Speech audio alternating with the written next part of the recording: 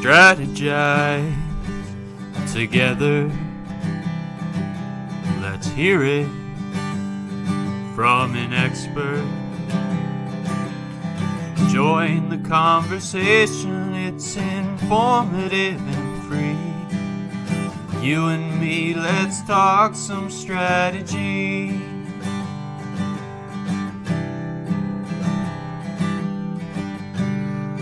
Now here's your host, Dorien Morin-van.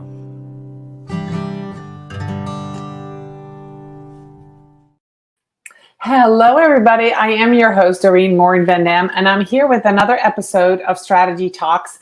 It is the end of August, and I cannot believe I'm planning out 50 of these shows and podcasts for 2022. I'm really excited to be here today with a special guest all the way from Switzerland. But before I introduce you to her, I want to do a quick shout out to everybody. If you are here live, thank you so much for watching. Let us know where you're joining us from in the comments, and that way we can welcome you. If you're watching this on the replay, put hashtag replay in the comments as well, so we know if you have a question. Last but not least, welcome to those of you who are listening to Strategy Talks as a podcast. We appreciate you being here. A special shout out to our sponsor, Social Insider. They are the intuitive dashboard for social media analytics, reporting, and competitors analysis for brands and agencies. If you need data, you need Social Insider. So without much further ado, I'm going to welcome my guest to come up on stage with me. And here she is. Hi, Sarah. Hi, Doreen. So good to be here. Excited to talk to you. I know. Finally, we were just talking in the green room, and we weren't sure if we'd actually met on camera before. I know we've talked online. We've been connected for quite a long time. So I'm very excited. Yes, I'm very excited to have you here. And for those of you watching, listening, let me introduce you to Sarah. Sarah Santacroce. I'm going to say it. Oh, I just was practicing then. You had it before. Santacroce.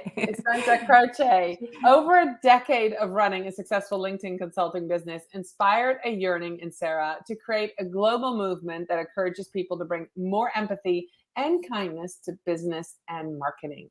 As a hippie turned business coach, Sarah has written 2 books, hosts a Humane Marketing podcast, and works with heart-centered entrepreneurs to question their assumption when it comes to marketing and give them permission to market their business their way, the gentle way.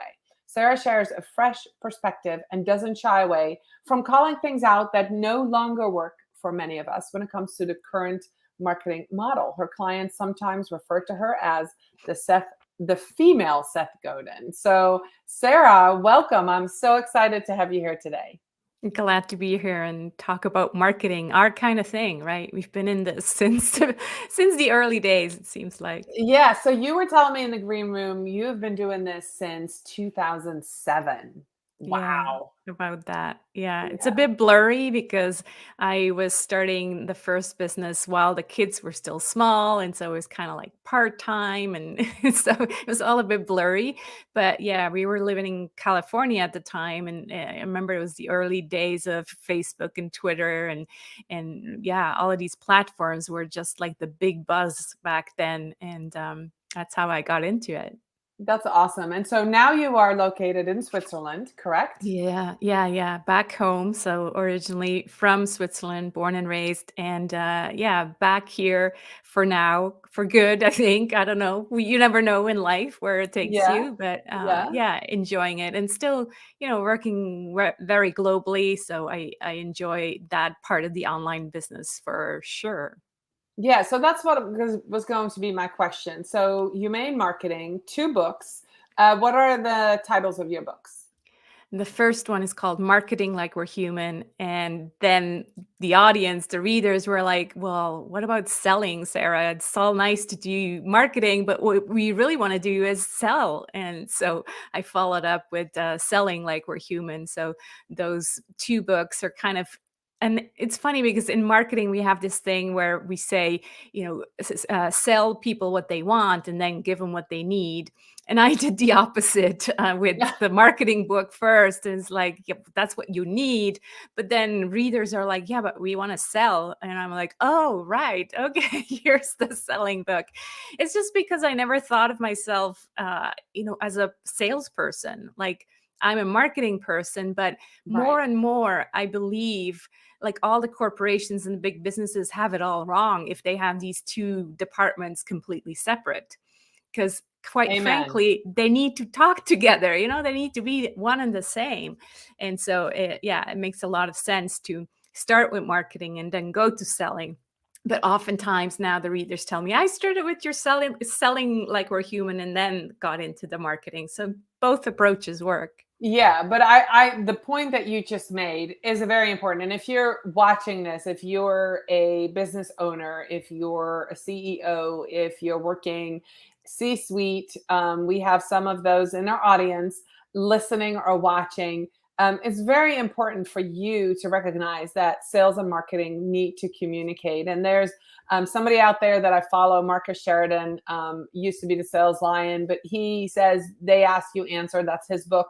But he talks about a third department that needs to be involved with sales and marketing, and that's revenue. And I think it's really important when all three of you work together, because sales is trying to sell and it's making sales. Marketing doesn't know what's being sold, what product is most popular, what service. And then if we don't know what's the actual revenue, you could be selling things that have barely any margin.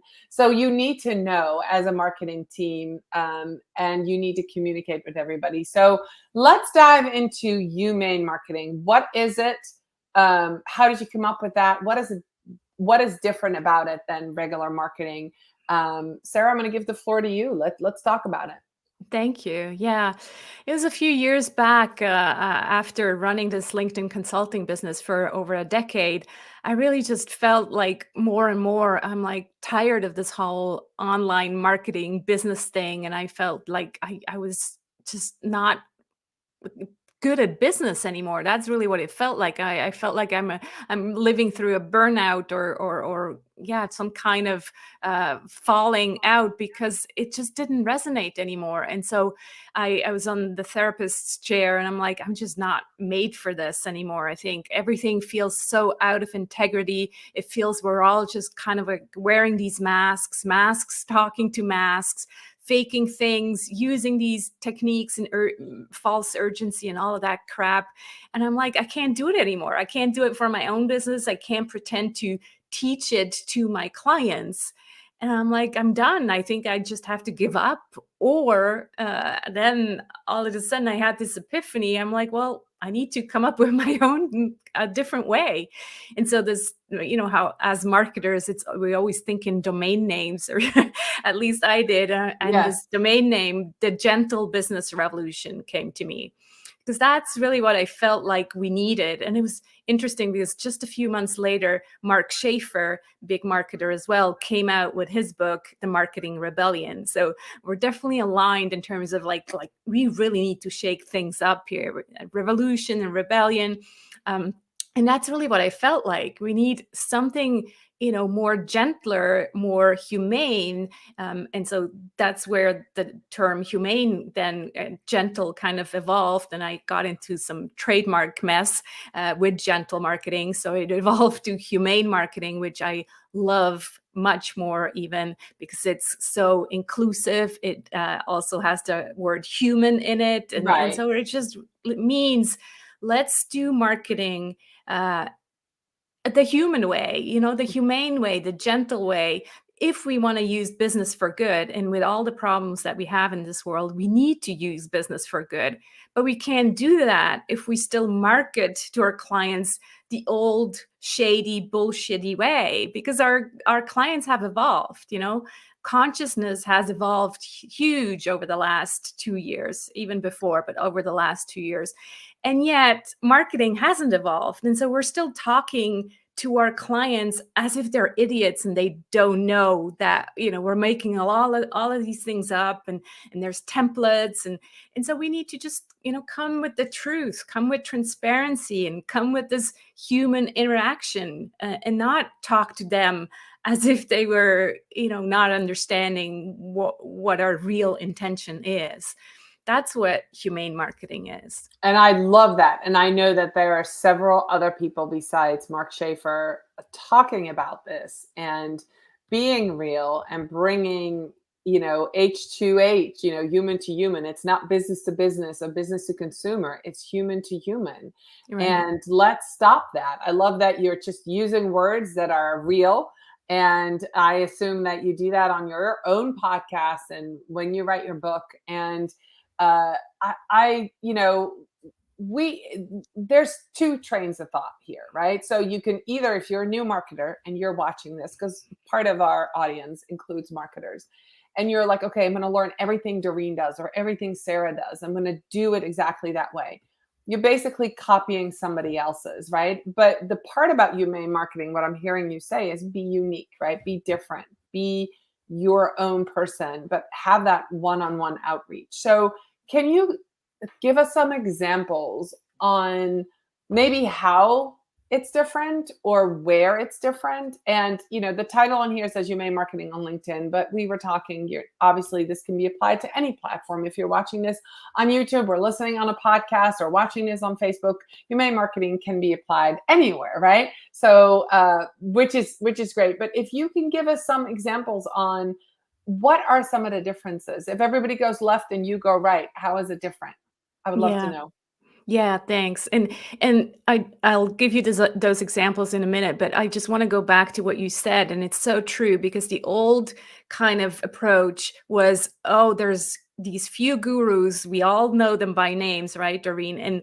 And we're like, oh, these are the big ones, so they must know what they're doing. So let us just copy what they're teaching, and because they were teaching, a lot of them were teaching these templates, and so in the end you had just a bunch of clones and everybody was doing the same thing.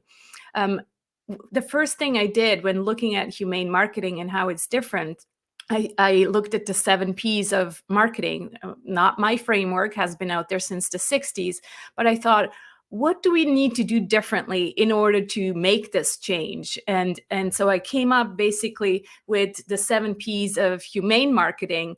And instead of having them being different, separate circles, I kind of shaped them into the form of a mandala, because a mandala is a creative process that brings you to your center. And so by going through these 7 Ps, it will bring you to your center so that you can market from within. That's the idea. And the first 2 Ps, passion and personal power, those are the ones that have nothing to do with marketing, we think, right? We're like, passion, personal power sounds kind of like woo-woo almost. But that's the thing that most new entrepreneurs skip. They go straight to who's my avatar and who's my client. Let me chase after them. They want the money. And they don't, Exactly. a lot of them don't think long-term. And I love that you brought up passion, because a successful business is sustainable when you have a true passion for what you're doing, and that shines through in everything you do. So that's the piece of human that you bring to the business. I love that.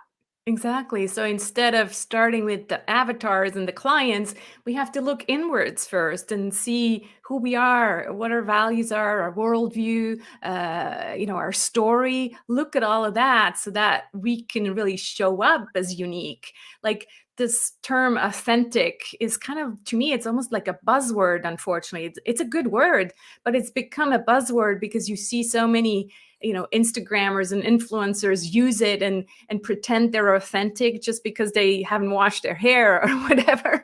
And that's not authentic. Authentic is like really doing the work, owning your story, coming full circle, showing up like that, and being the same person, whether you are with friends or online.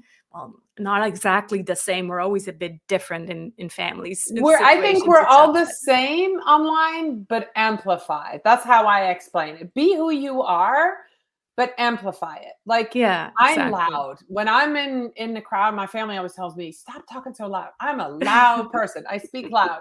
So when I speak on stage, I'm really loud because I want to reach out to everybody, right? But I'm still authentic. I'm not Right. going to pretend to be somebody I'm not. So yeah, Exactly. Yeah. that's a good point that you're making. Yeah. Um, So it's really like starting from within and then looking at the pragmatic business stuff like, okay, who's our clients, what's our product, what's our price and promotion and all of that. So that's what the 7 Ps of humane marketing are for. Now, you asked me, well, what are these? How are they different, right? And yeah, the thing is, it's subtle differences because I'm actually not saying let's throw out all the these old marketing techniques. I'm not saying let's not use scarcity anymore or let's not use urgency and all of these, but let's really be mindful and look at them with awareness and say, okay, how can I somehow make sure that I guide my client and help them make a decision and use some kind of scarcity because yes, my program is really closing. That's a real fact. This is true, right? It's the truth. But in a way that doesn't shame them or tell them you're not enough if you're not signing up to this program, kind of like using facts, truth, um, and yeah, being authentic and explaining much more. I think we've done so much damage over the last 15 years by kind of being shady. Starts with the affiliate links, not being transparent when we're using affiliate links. It goes into yeah, saying that we have only 3 spots left if actually we haven't even filled a class yet at all.